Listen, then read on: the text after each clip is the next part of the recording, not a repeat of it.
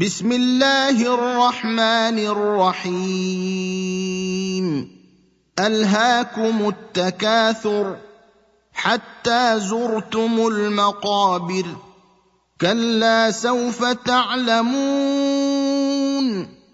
ثم كلا سوف تعلمون كلا لو تعلمون علم اليقين لترون الجحيم ثم لترونها